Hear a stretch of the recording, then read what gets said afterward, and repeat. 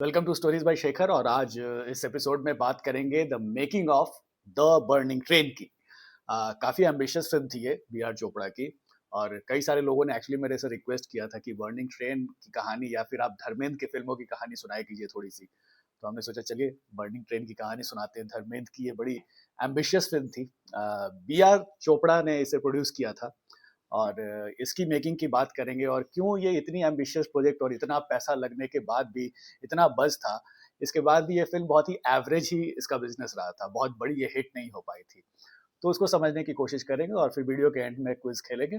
और एक्चुअली एक नाम भी मुझे लेना था एक शख्स का। बहुत सारे लोग वैसे क्विज़ में तो जवाब देते हैं और कहते हैं कि हमारा नाम लीजिएगा, लेकिन इतने सारे हो जाते हैं कि मैं सबका नाम लेने लगूँ तो फिर वीडियो ही बहुत लंबा हो जाएगा। लेकिन एक शख्स है, पंकज उनका नाम है और वो कैंसर के पेशेंट हैं और वो थर्ड स्टेज में है। उन्होंने बड़ा रिक्वेस्ट किया था वो कि मेरा नाम ज़रूर लीजिएगा, तो मैं उनका नाम ले रहा हूँ। और वो उन्होंने बड़ा एक सैड सा मैसेज भेजा था। तो पंकज भाई आप चिंता मत कीजिए, सब ठीक हो जाएगा। चलिए आते हैं बी आर चोपड़ा की फिल्म द बर्निंग ट्रेन के बारे में बात करते हैं। द बर्निंग ट्रेन जो है इसको डायरेक्ट किया था रवि चोपड़ा ने। रवि चोपड़ा आपको याद होगा जो जिन्होंने बागवान बनाई थी। हाँ, और उनकी अभी रिसेंटली कुछ साल पहले डेथ भी हो गई। चोपड़ा जो है वो पहले असिस्टेंट डायरेक्टर हुआ करते थे यश चोपड़ा के। कई फिल्मों में उन्होंने उनको असिस्ट किया था। उसके बाद फिर उन्होंने सोचा कि मैं डायरेक्शन में हाथ आजमाता हूँ। तो पापा की कंपनी है बी आर फिल्म्स, उसके लिए उन्होंने पहली जो फिल्म बनाई वो थी ज़मीर, जिसमें अमिताभ बच्चन, विनोद खन्ना, शम्मी कपूर और सायरा बानू वगैरह थे। तो फिल्म ठीक ठाक चल गई थी। और वो फिल्म भी आई थी 1975 में। 1975 वो साल जिस साल की एक से एक सुपर हिट फिल्में आ रही थी, दीवार, शोले और बहुत सारी फिल्में, चुपके चुपके। तो उस बीच में ज़मीर भी आई थी और ज़मीर ने भी अच्छा खासा बिजनेस किया था। तो ज़मीर के सक्सेस के बाद बी आर जो रवि चोपड़ा थे वो गए हुए थे रोम, अपने अंकल के पास, सीवी के शास्त्री। वो बहुत बड़े प्रोड्यूसर थे और वो रोम में उस वक्त द ग्रेट गैम्बलर फिल्म की शूटिंग करवा रहे थे। ग्रेट गैम्बलर आपको पता ही है, वो फिल्म जिसमें अमिताभ और जीनत अमान थी, दो लफ्जों की है दिल की कहानी वाला। तो उसकी शूटिंग वहाँ पे सीवे की शास्त्री कर रहे थे और वहाँ पे छुट्टी मनाने रवि चोपड़ा पहुंच गए। और एक दिन अंकल के साथ वो एक फिल्म देखने गए और वो फिल्म थी टावरिंग इन्फर्नो। और टावरिंग इन्फर्नो जो थी वो एक डिजास्टर फिल्म थी। उसमें मतलब रियल डिजास्टर के ऊपर वो बेस्ड थी। तो लेकिन चूंकि वो रोम में ये लोग फिल्म देख रहे थे तो फिल्म इटालियन में थी, तो इनको समझ में नहीं आया रवि चोपड़ा की क्या चला। डबिंग उस वक्त होती नहीं थी और सबटाइटल उस वक्त था नहीं। तो सिर्फ उन्होंने विजुअली उस फिल्म को देखा और विजुअली वो फिल्म उन्हें बड़ी अपीलिंग लगी, लेकिन समझ नहीं आया। फिर उसके बाद क्या हुआ कि देखने के बाद कुछ दिन के बाद वो लंदन गए। लंदन में भी टावरिंग इन्फर्नो लगी हुई थी इंग्लिश में डब। तो उन्होंने फिर से वो फिल्म देखी, पूरा वो स्टोरी भी समझा और विजुअली तो उन्हें बहुत अपीलिंग लगी ही थी। तो रवि चोपड़ा ने सोचा कि मैं ऐसा ही एक फिल्म जो है, ऐसी एक डिजास्टर फिल्म इंडिया में ही बनाऊं, क्योंकि अभी तक बॉलीवुड में, हिंदी फिल्म इंडस्ट्री में इस तरह की फिल्म नहीं बनी है। मतलब नेचुरल डिजास्टर फिल्मों के पार्ट्स रहे हैं, जैसे देखो, अगर आप देखो तो वक्त में अर्थक्वेक था, या सत्यम शिवम सुंदरम में बाढ़ आ जाती है। तो वो स्टोरी के कहीं ना कहीं एक छोटा सा पार्ट रहा है, लेकिन प्रॉपर एक डिजास्टर फिल्म जो कि पूरी स्टोरी उस डिजास्टर के अराउंड ही रिवॉल्व करे, वैसी वैसी फिल्म अभी तक इंडिया में बनी नहीं थी। तो रवि चोपड़ा ने सोचा कि बिल्कुल एक ऐसी फिल्म मैं भी सोच रहा हूँ इंडिया में बनाऊं, और हिंदी फिल्म के एक्टर्स लोग के साथ। तो वापस वो इंडिया आए और वो बी आर चोपड़ा से मिले, पापा से अपने। तो बी आर चोपड़ा को जब उन्होंने बताया कि मैं एक ऐसी कहानी पे फिल्म बनाने का सोच रहा हूँ, ऐसे इशू पे, ऐसे टॉपिक पे, डिजास्टर से रिलेटेड। तो उस वक्त क्या हुआ कि जो बी आर चोपड़ा थे वो इंसाफ का तराजू पे काम कर रहे थे। वो बहुत ही सेंसिटिव सब्जेक्ट था, तो उन्होंने मना कर दिया, बोला कि नहीं नहीं, इस तरह की फिल्म इंडिया में नहीं बनेगी। लेकिन फिर से कन्विंस किया रवि चोपड़ा ने कि नहीं, ये इस आइडिया में पोटेंशियल, आप इसको समझो। तो बी आर चोपड़ा ने एक शर्त रखी। उन्होंने कहा कि अगर आप टावरिंग इन्फर्नो के टेक्नीशियन जो हैं उनको अगर आप यहाँ ला सकते हो और वो इस फिल्म को बनाने में अगर मदद कर सकते हैं, इसके पूरे जो प्रोडक्शन में अगर वो इन्वॉल्व रहते हैं, तो ही मैं इस पे पैसा लगा सकूंगा, क्योंकि इंडिया में तो ऐसे कोई टेक्नीशियन है ही नहीं जो कि इस तरह के फिल्म पे काम कर सके। तो रवि चोपड़ा ने इस बात को समझा कि हाँ भाई, बात तो सही है, क्योंकि भाई इंडिया में तो उस तरह की एडवांस एडवांस टेक्नोलॉजी है नहीं और कम लिमिटेशन में हमें इस तरह का इफेक्ट क्रिएट करना होगा। तो जो रवि चोपड़ा है वो गए लॉस एंजल्स, वहां पे टावरिंग इन्फर्नो के टेक्नीशियन पॉल वर्ल्स उनका नाम था, उनसे मिले। और उन्होंने कहा कि आप हमारे पास आइए, हमारे बॉलीवुड आइए और एक फ़िल्म हम बनाना चाह रहे हैं। और उसमें अगर आप उसकी पूरी जो टेक्निकल डिपार्टमेंट जो है उसको अगर आप हैंडल कर लो तो। लेकिन अब बॉलीवुड में इतनी कोई ये वास्ट फिल्म इंडस्ट्री तो थी नहीं, और जो लोग हॉलीवुड में काम करते हैं उनके लिए बॉलीवुड में काम करना बड़ा मुश्किल होता है। तो उन्होंने पहले मना कर दिया कि नहीं नहीं, मैं बॉलीवुड में तो नहीं आऊँगा। लेकिन फिर रवि चोपड़ा ने उन्हें चैलेंज दे दिया, और चैलेंजेस जो हैं वो पॉल को बहुत ज़्यादा पसंद थे। तो रवि चोपड़ा ने उनको कहा कि देखिए, आप हॉलीवुड में काम करते हैं और यहाँ पे तो काफ़ी एडवांस टेक्नोलॉजी है और उसमें आप इस तरह के इफेक्ट्स क्रिएट कर लेते हैं, लेकिन कम रिसोर्सेज में इस तरह का इफेक्ट क्रिएट करना एक चैलेंज होगा। तो अगर आप वाकई में इस तरह के जादूगर हैं तो बॉलीवुड में भी आकर के वो कमाल करके दिखाइए। तो पॉल मान गए, बोले कि चलिए ठीक है, करते हैं आपके एम्बिशन पे काम। अब पॉल तो मान गए, लेकिन स्टोरी क्या दिखाएंगे और क्या रहेगा वो डिजास्टर जिसके अराउंड एक फिल्म जो है वो बनने वाली है। तो क्या हुआ कि उस समय जो कमलेश्वर, जो बहुत पॉपुलर राइटर थे जिन्होंने आंधी फिल्म की कहानी लिखी थी, उनको अप्रोच किया रवि चोपड़ा ने कि एक डिजास्टर के अराउंड एक आप कहानी लिखिए, क्योंकि वो बड़े अच्छे राइटर थे। तो और हमें एक कहानी, वो एक फिल्म बनानी है, बड़े बजट की होगी और ये मल्टी स्टारर होगी।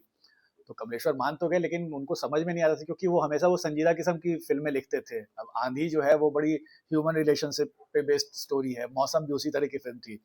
तो ये डिजास्टर फिल्म की कहानी लिखना थोड़ा सा टफ था। तो स्टोरी के लिए उन्हें रेफरेंसेस लेने पड़े इधर उधर से। तो 1975 में एक जापानीज फिल्म आई थी, उसका नाम था द बुलेट ट्रेन।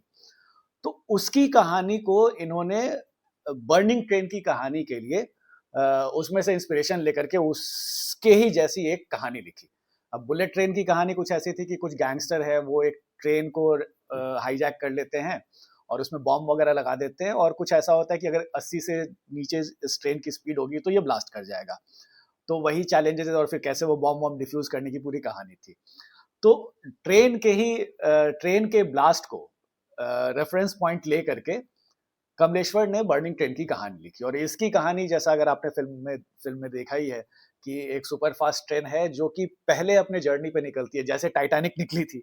तो अपने पहले जर्नी पे एक्सप्रेस ट्रेन को इसके एक जो इंजीनियर के एक दोस्त हैं, वो उनसे कुछ जेलसी है और वो इसके वैक्यूम ब्रेक को निकाल देते हैं और उसमें बॉम्ब लगा देते हैं, और वो ब्लास्ट हो जाता है। और अब ट्रेन जो है वो रुकने वाला नहीं है, क्योंकि ट्रेन का ड्राइवर भी मर गया है, वैक्यूम ब्रेक भी निकल गए हैं, अब ये ट्रेन रुक नहीं सकती। तो कैसे पूरे जो इस फिल्म के जो कास्ट हैं वो किस तरीके से स्ट्रगल करके इस ट्रेन को रोकते हैं, वो कहानी थी द बर्निंग ट्रेन की। अब सुनने में तो ये बड़ा इंटरेस्टिंग लग रहा है, थ्रिलर सा है, और जिस तरह का कॉन्सेप्ट था, जिस तरह का बज उस वक्त क्रिएट किया हुआ था मार्केट में, सबको लगा था कि ये फिल्म तो बहुत ही लाजवाब होगी। अब स्टोरी भी कमलेश्वर ने लिख दी, और तो अब सवाल था कि एक्टर्स किसको लिया जाए। तो ज़मीर में चूंकि अमिताभ बच्चन और विनोद खन्ना को रवि चोपड़ा डायरेक्ट कर चुके थे, तो उन्होंने उन दोनों को ऑफर किया। लेकिन ज़मीर 75 से पहले अमिताभ को ऑफर हुई थी, तो उस वक्त तो उतने बड़े स्टार नहीं थे, लेकिन पोस्ट ज़मीर अमिताभ बहुत बड़े स्टार बन चुके थे, क्योंकि उस साल दीवार वगैरह आ चुकी थी। तो अमिताभ बच्चन ने ये फिल्म करने से मना कर दिया, क्योंकि वो बहुत बिजी थे, उनके पास बहुत सारे ऑफर थे। विनोद खन्ना फिल्म काम करने के लिए तैयार हो गए, तो विनोद खन्ना एक हीरो बन गए इस फिल्म के। अब ये फिल्म जो थी, चूंकि इस ट्रेन में बहुत सारे पैसेंजर्स थे, तो बहुत सारे एक्टर्स चाहिए होंगे। और जो आइडिया था कि डिजास्टर फिल्म का, ये था कि डिजास्टर देख करके एक ह्यूमन रिएक्शन कैसा होता है। आप जब सामने मौत देखोगे तो आपको उस मौत से कैसे लड़ना है, वो बेसिकली वो चीज को दिखाना चाह रहे थे through through the film Ravi Chopra. तो एक तो एक्टर हो गए आपके विनोद खन्ना, उसके अलावा फिर बहुत सारे लोगों को, जैसे अब अमिताभ ने मना कर दिया, तो फिर उस रोल के लिए इन्होंने जितेंद्र को अप्रोच किया। विनोद खन्ना के जो बचपन के दोस्त थे, उनके रोल के लिए धर्मेंद्र को लिया गया। धर्मेंद्र आ गए तो हेमा मालिनी भी आ गई, जितेंद्र आ गए, नीतू सिंह भी आ गई। तो उसके अलावा बहुत सारे सपोर्टिंग कास्ट, रंजीत पेंटल और नवीन निश्चल और बहुत सारे लोग इसमें आ गए। रोमेश शर्मा जो कि हम मूवी के प्रोड्यूसर है, वो भी इस फिल्म में थे। तो कास्ट तो बहुत बड़ी होगी। पहले इसमें रंजीता और विद्या सिन्हा भी थे, लेकिन उन लोगों ने मना कर दिया, और इस फिल्म में प्रवीण बॉबी को लिया लिया गया विनोद खन्ना के ऑपोजिट। अब सब लोग आ गए और इसकी शूटिंग स्टार्ट हुई। अब शूटिंग स्टार्ट हुई तो जो सेट्स वगैरह क्रिएट किए गए, जो रेलवे का जो बॉगी डब्बा वगैरह जो क्रिएट किया, वो एल्युमिनियम से क्रिएट किया गया, लकड़ी से बनाए गए। और इफेक्ट्स डालने के लिए दो ट्रक के बीच में बड़े से रेलवे बॉगी को जो आर्टिफिशियली क्रिएट किया गया था उसको लगा करके चलाया गया था मूविंग रेलवे के शॉट्स लेने के लिए। और जो ट्रेन के डब्बे थे उसके नीचे बड़े बड़े स्प्रिंग लगाए गए थे कि वो जो मूविंग ट्रेन का जो इफेक्ट आता है ना उसको विजुअली वो स्क्रीन पे लगे कि ये ओरिजिनल ट्रेन में लोग बैठे हुए हैं, तो उसके लिए स्प्रिंग्स लगाए गए थे। तो बड़े मुश्किल से पॉल जो टेक्नीशियन थे उन्होंने इन सारी चीजों को क्रिएट किया। अब जो आग लगाने वाला जो पूरा सीन था, अगर आप देखोगे तो वो वैसे तो जो ट्रेन जो है वो करीब गोधरा के आसपास पहुंच गई है लेकिन अगर आप सीन्स देखोगे तो सीन्स में जब वो आग लगने वाला जो मूविंग ट्रेन जिसमें आग लगी है वो जो ट्रेन जो मूव कर रही है उसके पीछे आपको बड़े बड़े बिल्डिंग्स दिखाई देंगे। तो वो क्यों दिख रहे हैं? क्योंकि वो जो पूरा सीन जो है वो जुहू बीच के पास शूट किया गया था, समंदर के किनारे ट्रक्स लगा करके वो जलते हुए बॉगी को शूट किया गया था। और जैसे ही ये शॉट लिया गया था पहले तो वहां पे बहुत भीड़ आ गई, सबको लगा कि आग वाग लग गई है किसी गाड़ी में। तो वहां पे क्राउड मैनेजमेंट करना बड़ा मुश्किल हो गया था। और फिर बहुत भीड़ आ गई, फिर पुलिस आ गई, फिर सब समझाया गया कि नहीं नहीं यहाँ पे तो शूटिंग चल रही है। तो ये सारे एडवेंचर्स हुए थे वहां पे। बहुत सारे सीन जो हैं वो इंडियन रेलवे ने अलाउ किया था दिल्ली रेलवे स्टेशन पे शूट करने के लिए। आपको पता ही है दिल्ली में रेल म्यूजियम है, तो वहां के बहुत सारे शॉट्स हैं। राजधानी में भी कुछ सीन्स शूट करने के लिए अलाउ किया था। और जो दिल्ली रेलवे स्टेशन है वहां पे भी बहुत सारी शूटिंग हुई थी, लेकिन ये सब के चक्कर में क्राउड मैनेज करना बड़ा मुश्किल था। और ये जितने भी जो ट्रेन के डब्बे वगैरह सब जो बनाने बनाए गए थे और जो इफेक्ट्स क्रिएट किया था, जैसे आपको याद होगा कि वो जो आग के बीच में धर्मेंद्र, जितेंद्र और विनोद खन्ना जाते हैं वो सिल्वर का सूट पहन करके, तो अब वाकई में वो ओरिजिनली वो आग आग के बीच से ही गुजरे थे। और वो जो एल्युमिनियम का सूट था वो भी फॉरेन से मंगाया गया था, क्योंकि इंडिया में तो वो सारी चीजें नहीं थी कि आप आग से बीच से गुजर जाओ उस तरह के कुछ कपड़े पहन करके। तो एल्युमिनियम से बना हुआ वो फॉइल से बना हुआ वो सूट था, वो फॉरेन से मंगाया गया। इन सब में प्रॉब्लम ये हुआ कि इस फिल्म की बजट जो है वो बहुत ही ज्यादा बढ़ गया। एग्जैक्ट फिगर तो देखिए इंटरनेट से मैं उठा करके, वैसे तो अभी इंटरनेट से उठा करके बताने लोगों की इतना बजट था तो वो कई बार क्या होता है कि वो इन्फॉर्मेशन गलत होती है। लेकिन बस इतना है कि बी आर चोपड़ा के अकॉर्डिंग उन्होंने जो इंटरव्यूज दिए थे उसमें कहा था कि जो खर्चा था वो हमारा बहुत ज्यादा था, करोड़ों में इसका खर्चा था। और दूसरी बात ये हुई कि एक तो पैसा बहुत लग गया, और दूसरा कि इतने सारे स्टार कास्ट थे और सबकी बैक स्टोरी थोड़ी थोड़ी दिखानी और उसको इस्टेब्लिश करना इनकी कहानियों को, उसमें फिल्म डिले बहुत हो गया। क्योंकि बहुत सारे एक्टर्स थे और सबका डेट सही टाइम पे मिलना थोड़ा मुश्किल था। तो उस समय फिल्म ने जो 70-80 दिनों में कंप्लीट हो जाती थी, इस फिल्म को बनने में करीब 140 दिन लग गए, तो ऑलमोस्ट डबल टाइम लग गया। इस वजह से भी और फिल्म का कॉस्ट जो है वो बढ़ता चला गया। कॉस्ट भी बढ़ता चला गया और धीरे-धीरे चूंकि इतने सारे एक्टर्स थे और सबकी कहानी थोड़ी-थोड़ी आपको दिखानी थी, तो फिल्म का लेंथ जो है वो करीब 4.5 घंटे का हो गया। ऑलमोस्ट मेरा नाम जोकर की तरह। तो 4.5 घंटे की फिल्म थी, अब इसको छोटा करना था, तो एडिट पे बहुत सारे सीन्स काटने पड़े। अगर आप देखो तो इसमें आपको नवीन निश्चल और हेमा मालिनी दिखेंगी ट्रेन में, लेकिन उनकी कुछ बैक स्टोरी आपको दिखाई नहीं जाती। लेकिन जबकि ओरिजिनल स्क्रिप्ट में नवीन निश्चल और हेमा मालिनी की भी एक लव स्टोरी का एंगल उसमें प्रॉपरली दिखाया गया था, जो हेमा मालिनी धर्मेंद्र को छोड़ के नवीन निश्चल के पास चली जाती है, तो कैसे वो जाती हैं और कैसे इन लोग की मीटिंग होती है, ये सारी पूरी कहानियां दिखाई गई थी। आशा सचदेव जी जो वो जो गाना है पल दो पल का साथ हमारा, जो वो लाल साड़ी पहन के गा रही हैं, उनके भी दो तीन सीन्स थे। इनफैक्ट एक प्रॉपर कव्वाली थी जिसमें आशा सचदेव और जितेंद्र के साथ शूटिंग भी हुई थी, लेकिन वो गाना भी इस फिल्म से निकाल दिया गया क्योंकि लेंथ बहुत ज्यादा बड़ा हो गया था। अच्छा, इसमें इस फिल्म की शूटिंग के दौरान प्रवीण बॉबी जो है वो उस वक्त सिजोफ्रेनिया से शिकार थी। तो उनका कई बार क्या होता था कि वो सेट पे पहुंच नहीं पाती थी, कई बार उनके बॉडी डबल से काम कराया गया। और उन्होंने इनफैक्ट बहुत ज्यादा ट्रबल दिया उस वक्त बी आर चोपड़ा को। तो ये सारे प्रॉब्लम्स के साथ समहाउ फिल्म जो है वो बन तो गई, सबने बड़ी मेहनत से काम किया। लेकिन क्या हुआ कि जब ये फिल्म रिलीज हुई, 20 मार्च 1980 को ये फिल्म रिलीज हुई थी, और बस काफी था और सब लोग, मतलब ओपनिंग काफी शानदार थी इस फिल्म की, सब लोग देखने भी गए। लेकिन ओपनिंग अच्छी होने के बाद भी क्या हुआ कि इसका कलेक्शन धीरे धीरे ड्रॉप होने लगा, क्योंकि लोगों को लगा कि ये जो असली कहानी पे ये फिल्म बहुत लेट से पहुंचती है। सबको लगा था कि बस ये जल्दी से इसमें एक्सीडेंट होगा और एक्शन पूरा हम लोग को देखने को मिलेगा। तो वो एक्शन पहुंचने में बहुत टाइम लग गया। और ऊपर से अगर आप देखो तो जितेंद्र और नीतू सिंह का जो पूरा एंगल है, वो कैरेक्टर इस फिल्म को और और बहुत ज़्यादा आपको वो स्ट्रेच कर देता है। मतलब वो नहीं भी रहते तो भी इस फ़िल्म में कोई प्रॉब्लम नहीं होती। ज़्यादा फ़ोकस अगर आप कहो तो धर्मेंद्र, विनोद खन्ना, डैनी के कैरेक्टर पे रख करके अगर ये फ़िल्म बनाई जाती, तो ये फ़िल्म ज़्यादा बेहतरीन बनती। लेकिन वो बीच में जितेंद्र को भी घुसा दिया, नीतू सिंह को भी घुसा दिया और रोमेश शर्मा वगैरह, जबकि इन लोग का बहुत ज़्यादा कुछ काम भी नहीं था। लेकिन वही है कि इतने हमें पैसेंजर्स दिखाने हैं तो उनकी बैक स्टोरी थोड़ी-सी दिखानी है, तो वो सब दिखाने-दिखाने में फ़िल्म का लेंथ बहुत बढ़ गया, जो कि धीरे-धीरे ऑडियंस को थोड़ी बोरिंग लगने लगी। तो इस वजह से जब ये फ़िल्म रिलीज़ हुई, तो एवरेज कलेक्शन किया। मतलब इस फ़िल्म ने अपना कॉस्ट रिकवर कर लिया, लेकिन ये फ़िल्म सुपर हिट नहीं हुई जैसा कि इसके प्रोड्यूसर ने सोचा था। और फ़िल्म नहीं चली और फ़िल्म ना चलने का एक खामियाज़ा जो है, वो सबसे ज़्यादा इंडियन रेलवेज़ को भुगतना पड़ा। क्योंकि जैसा मैंने बताया था कि शूटिंग कई सारी जो है वो दिल्ली रेलवे स्टेशन पे हुई थी और इंडियन राजधानी में भी हुई थी। तो इंडियन रेलवेज़ ने बड़ा हेल्प किया था इस फ़िल्म को शूट करने के लिए और इसमें कई जो रेलवेज़ की जो प्रॉपर्टी थी, वो थोड़ी डिस्ट्रॉय भी हो गई थी। लेकिन जब फ़िल्म रिलीज़ हुई और जब बी आर चोपड़ा से इंडियन रेलवेज़ ने बिल दिया कि भैया इसको आप जो भी खर्चा हुआ है इसको चुका दीजिए, तो बी आर चोपड़ा ने हाथ जोड़ लिया कि सर फ़िल्म में हमें बहुत ज़्यादा प्रॉफ़िट हो नहीं पाया, तो हम जो है वो पैसा रिटर्न नहीं कर पाएँगे। इसका एक खामियाज़ा ये हुआ कि जब शेखर कपूर मासूम बना रहे थे, तो उसमें एक सीन था जो कि रेलवे स्टेशन पे शूट करना था।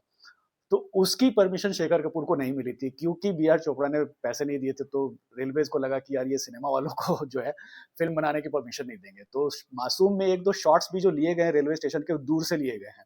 और बाकी अगर आप वो जो क्लाइमैक्स में देखोगे ना, वो जो नसीरुद्दीन शाह जो है वो कार गलत जगह पार्क हो जाती है, तो वो सारे सीन जो है वो न्यू दिल्ली रेलवे स्टेशन से बाहर के हैं। वहाँ पे उन्हें शूट करने की परमिशन ही नहीं दी गई थी। और 1980 वैसी वो ईयर ऐसा था कि उस साल जितनी भी मल्टी स्टारर फ़िल्में रिलीज़ हो रही थी, सबके साथ ये प्रॉब्लम हो रही थी। शान भी उस साल रिलीज़ हुई थी, बहुत बज़ था उसका। शोले के बाद रमेश सिप्पी कोई फ़िल्म लेकर के आ रहे थे। सबको लगा कि वो भी शोले जैसा ब्लॉकबस्टर होगा, लेकिन वो भी बस समहाउ अपना कॉस्ट रिकवर कर लिया, थोड़ा बहुत प्रॉफ़िट कमा लिया, लेकिन वो शोले के लेवल पे नहीं गई।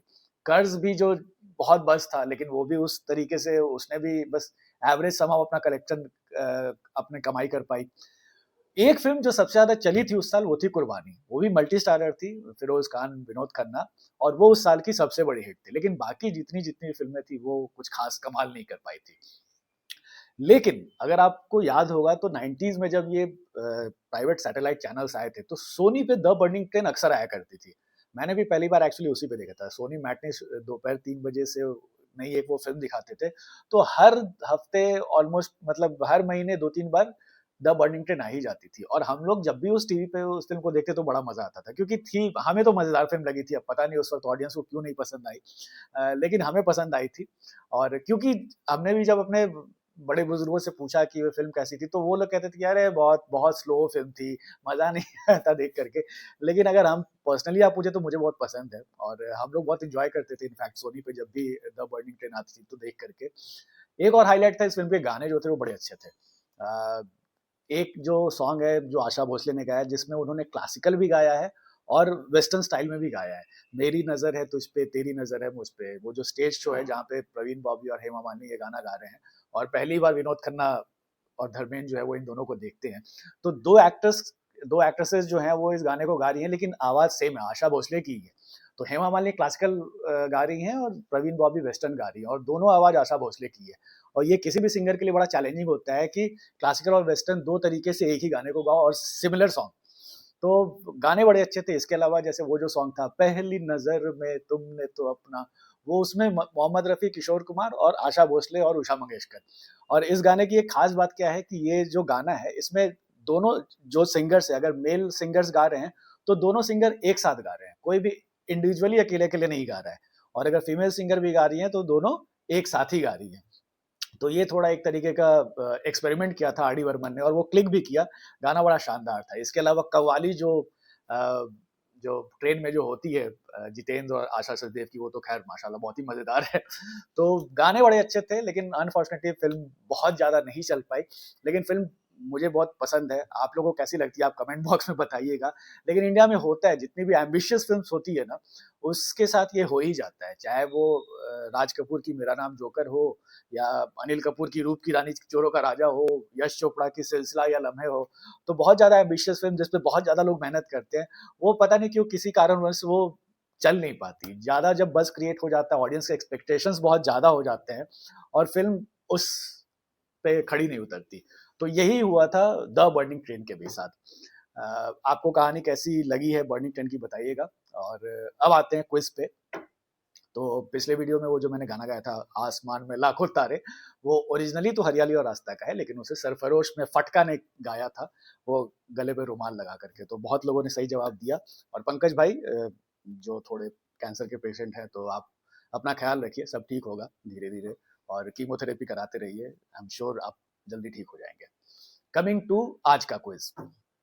आज का जो सवाल है, आज का जो डायलॉग है वो ये है, साला कफन चोर की औलाद, कल बाप मरा और आज तक रो रहा है। अबे मैं अपने बाप को जला के आ रहा हूँ, मैं रो रहा हूँ। आज बाप मर गया, कल नानी मर जाएगी, कल चाचा मर जाएगा, सबके लिए रोता फिरेगा। बताइए किस फिल्म का डायलॉग है। मिलते हैं नेक्स्ट एपिसोड में। Thanks for watching.